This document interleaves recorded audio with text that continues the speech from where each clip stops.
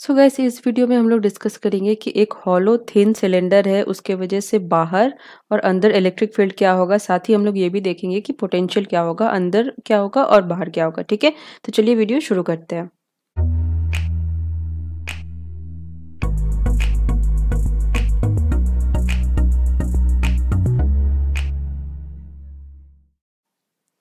So thin cylinder क्या होगा, एक उसमें रेडियस है आर जिसकी भी सरफेस चार्ज रखा हुआ है सिग्मा। ठीक है, सरफेस पे सिर्फ चार्ज है और ये हॉलो है। ठीक है, हॉलो थिन सिलेंडर है। तो इलेक्ट्रिक फील्ड पहले हम कैलकुलेट करते हैं। सो केस वन हम लोग लेंगे when r is greater than r. ठीक है, तो इसमें E dot d s is equal to q enclosed upon epsilon naught integral form of Gauss law हम लगाएंगे। अब यहाँ पे देखिए, यहाँ पे तीन सरफेस है। एक सरफेस तो ये हो गया, दूसरा ये हो गया और तीसरा ये हो गया। ठीक है, अब तीनों सरफेस में से किस तरह से इलेक्ट्रिक फील्ड निकलेगा और किस तरह से हमारा ये जो एलिमेंट होगा, ये सरफेस एलिमेंट कैसे होगा, किस डायरेक्शन में होगा, वो हम देखते हैं। सो यहाँ पे देखिए, ये जो सरफेस है वन, ठीक है, इस सरफेस में इलेक्ट्रिक फील्ड कैसे निकल रहा है, जैसे कि यहाँ पे सिग्मा चार्ज है तो इलेक्ट्रिक फील्ड हमारा इस तरफ निकल रहा है। इलेक्ट्रिक फील्ड का डायरेक्शन इधर है आर कैप में। ठीक है, और जैसे कि ये जो सरफेस है कर्व्ड सरफेस एरिया, इसका भी डायरेक्शन आर कैप होगा, तो इसका भी डायरेक्शन हो गया आर कैप। लेकिन इस सरफेस का डायरेक्शन जो है वो हो जाएगा जेड कैप। लेकिन इलेक्ट्रिक फील्ड जो है वो आर कैप डायरेक्शन में है, ये इलेक्ट्रिक फील्ड का डायरेक्शन है।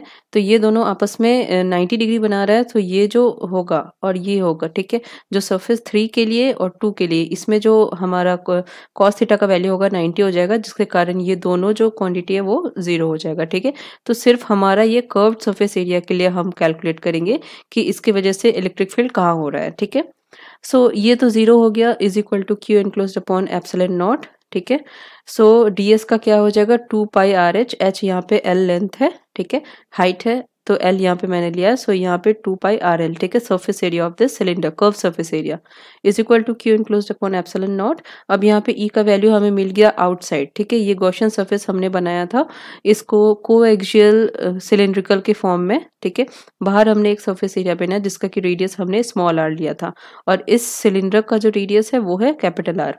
ठीक है, तो ई आउट वैल्यू हमें मिल गया, जो कि electric field outside this cylinder, thin cylinder. ठीक है, अब देखते हैं कि इस सरफेस पे कितना होगा। ठीक है, इस सरफेस पे तो हम यहाँ पे सिर्फ कुछ नहीं करेंगे, r is equal to are put कर देंगे, जैसे कि हमने पिछले भी काफी वीडियोस में ये पुट किया है। ठीक है, R is equal to are put करेंगे तो ये वैल्यू हमें आ गया E not at the surface. ठीक है, अब देखते हैं R is less than R, मतलब capital R is less than are.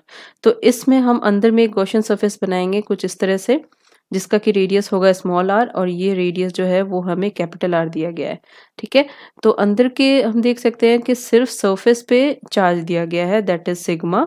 सिर्फ सरफेस पे चार्ज है, अंदर कोई भी चार्ज नहीं है, तो क्यू इनक्लोज्ड यहाँ पे 0 हो जाएगा, जिसके की वजह से हमारा इलेक्ट्रिक फील्ड इनसाइड जो है वो 0 हो जाएगा। ठीक है, so electric field inside a thin hollow cylinder 0 होता है, और सरफेस पे हमारा आउट पे, सरफेस पे ये होता है और आउट में ये होता है। ठीक है, अब देखते हैं कि पोटेंशियल क्या होता है। तो अगर हम पोटेंशियल फाइंड करना चाह रहे हैं फॉर थिक सिलेंडर, ठीक है, तो उसके लिए हम क्या करेंगे, ए रेफरेंस पॉइंट हम यहाँ पे लेते हैं, जैसे कि ये हो गया रेफरेंस पॉइंट ए।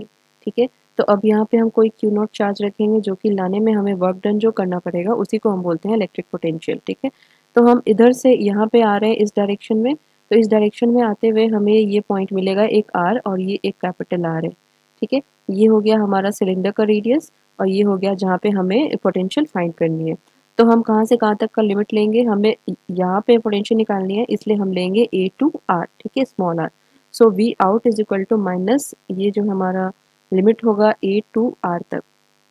ठीक है, ई डॉट डी आर। अब ई का वैल्यू हम क्या पुट करेंगे, ई जो हमारा आउटसाइड इलेक्ट्रिक फील्ड जो आया है यहाँ पे, वो हम यहाँ पे पुट करेंगे, वो हो जाएगा Q upon 2 pi epsilon not into L R cap dot D R. ठीक है, अब यहाँ पे देखिए 1 अपॉन आर का जो है वो इंटीग्रेशन होगा, ये आर यहाँ पे मिसिंग है। ठीक है, ये आर हो गया। ठीक है, यहाँ पे 1 अपॉन आर का जो है इंटीग्रेशन होगा ए से लेके आर तक का लिमिट। ठीक है, अब यहाँ पे पुट करेंगे तो ये वैल्यू जो हमारा आ गया, now this is the value of V out. ये वैल्यू है हमारा पोटेंशियल का फॉर डिस्टेंस आर, यहाँ पे जो पोटेंशियल है उसका ये वैल्यू है। अब हम इनसाइड हम कैसे कैलकुलेट करेंगे, ठीक है, जैसे कि ये हमारा सिलेंडर है, और हमें इनसाइड अंदर की ओर जो है पोटेंशियल फाइंड करनी है। तो हमारा चार्ज जो है वो तो सरफेस पे है, ठीक है। तो हम यहाँ पे एक गॉसियन सरफेस ड्रॉ करेंगे, जैसे कि ये हो गया, this is Gaussian surface of radius small r, ठीक है। ये स्मॉल आर रेडियस है और ये जो डिस्टेंस है ये पूरा, ये डिस्टेंस तो आर है और ये स्मॉल आर है, ठीक है। तो अब हम यहाँ से आ रहे हैं, ये हमने रेफरेंस पॉइंट मान लिया, दैट इज ए। अब यहाँ से आएंगे तो पहला पॉइंट हमें क्या मिलेगा, आर, ठीक है। सो ए से आर का इंटीग्रेशन होगा, फिर आर से लेके कैपिटल आर से लेके स्मॉल आर तक का इंटीग्रेशन होगा, ठीक है। तो जब हम ऐसा वैल्यू पुट करेंगे तो जैसे कि हमने देखा है कि हमने इनसाइड जो इलेक्ट्रिक फील्ड फाइंड किया था, ठीक है, इनसाइड इलेक्ट्रिक फील्ड जो हमने फाइंड आउट किया था वो हमारा 0 आया था। सो ये वाला टर्म तो 0 हो जाएगा, बाकी जो बचेगा वो हमें मिल जाएगा V in is equal to q upon 2 pi epsilon naught l ln a upon r, ठीक है। उसी तरह करेंगे, ये भी वैल्यू हम पुट करेंगे यहाँ पे और हमारा आउटसाइड जो इलेक्ट्रिक पोटेंशियल है वो भी हमें यहाँ पे मिल जाएगा।